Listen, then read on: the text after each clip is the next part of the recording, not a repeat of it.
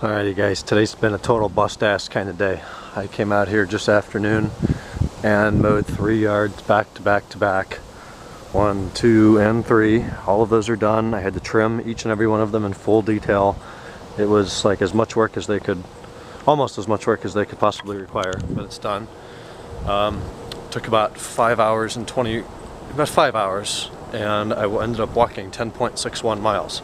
So I always figure it's about 3 miles per lawn. It's a little more than that, about almost 3.5. So 75% done with the lawns. I just went up and took a shower. It's like 92 degrees out here. I was a wreck, so I went up and took a shower. Now I'm gonna go get a haircut, and then I'm gonna have dinner with Kenan, and then we're probably gonna take it easy tonight. So first day of bust-ass productivity is coming to an end. I'm gonna take the M5. I'm gonna check the weather and see, but I want to drive that car, so we'll see. That's the way I like it.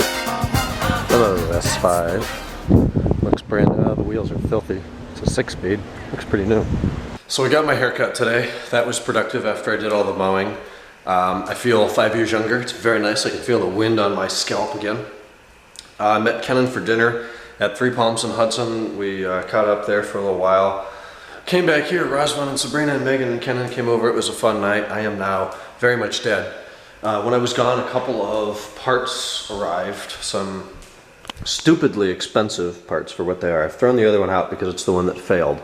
But this is the bushing that secures the oil filter housing to that mount on the strut tower. See how this one, I can't believe it's original at 193,000 miles and 16 years, but I have no paperwork of them being replaced, although they're a stupid little part that most people would not keep paperwork for.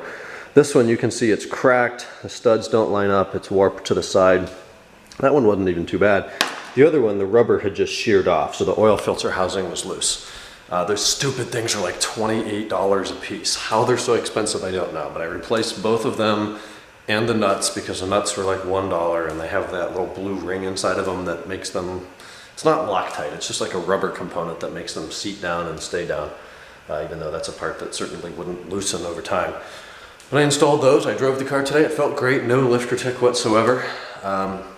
It's great to drive it again, and that's kind of it. Tomorrow I'm going to do the other yard. I'm going to mow here, and that should finish me off for like a week or more with the yards, unless it starts raining a lot. So I'm going to get that done, and then I'm going to try to knock out the paper tomorrow. I'm not sure what it's about. Whatever it's about, I will know very little about. Let's say paper 1 took me about 5 hours. 3.5 hours of that was research, just to figure out what the hell I'm talking about. This is not a business class, it's early American history. If it were a business class, I can bullshit enough business to make it sound like I know what I'm talking about.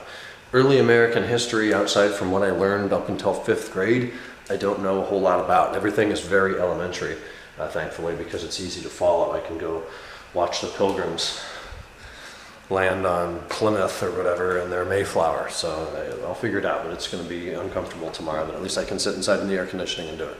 So I'm going to go to bed. I'm going to sleep for a while, and that's going to be very nice because I'm very fatigued from doing all of the yard work today.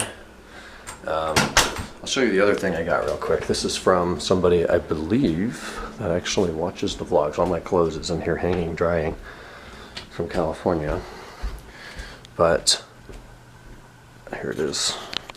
He approached me a couple of weeks back and asked if I'd be interested in doing a review, and I said most certainly.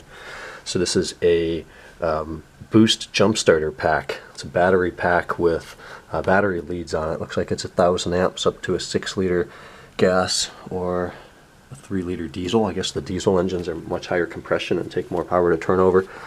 It's made by NOCO.